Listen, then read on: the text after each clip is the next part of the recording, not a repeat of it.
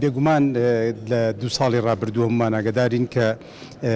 دۆخی گۆڕانکاریە مەناخیەکان و گۆڕانکاریەکانی کەش و هەوا لە سەرتاسەری جیهان و بەتایبەتی لە خۆرهڵاتی ناوەڕاست و عێراق و هەرێمی کوردستانیشی گرتوتەوە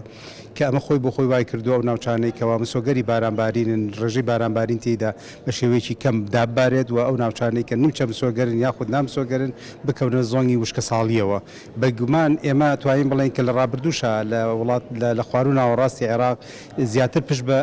ئاودێری بەستراوە، زیاتر پشت بە ئاوی سەرزەوی بەستراوە و بەهۆی بوونی هەردوو ڕووباری دیجلە و فراتەوە بەشێکی کەم گرنگی دراوە بەوەی کە ئاو کۆ بکرێتەوە یاخود گل بدرێتەوە. هەرچەنە عێراق خاوەنی چەندین بەندا و سەدی گەورەیە بەتایبەتی سەدی مووسڵ و ئەو سەددانی تر کە ئێستا سەدی مەکحولیش دروست دەکەن. بۆیە ئەم دوو ساڵی ڕابردوو بەهۆی گۆڕانکاریەکانی کەش و هەوا، زیابوونی دانیشتوان و کەمبوونی سەوزایی و زیابوونی ڕێژەی کشت و کاڵکردن بە ئاو و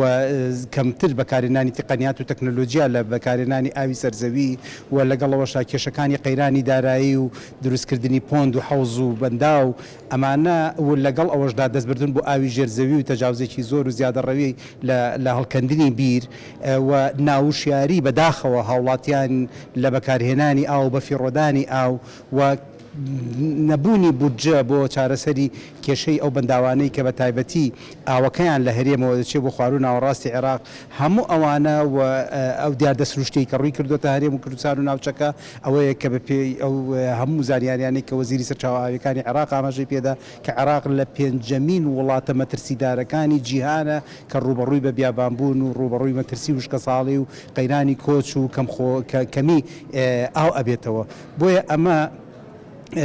لەم کاتەی ئێستاە پێویست دەکات بە شێوەیەکی زۆر جددی لەسەر ئاستی سیاسی، لەسەر ئاستی هەرێمایەتی، لەسەر ئاستی حکوومەت ئەم بابەتە هەموو بابەتەکان وەلاندرێن. ئەم بابەتە بکرێ بابەتێکی ژیانی چکە هاوڵاتی پێویستی بە ئاو ئەبێت، کشت و کاڵ پێویستی بە ئاوە، ئاژەڵاری پێویستی بە ئاوە، پیشەسازی و ئیسیسمار پێویستی بە ئاوە.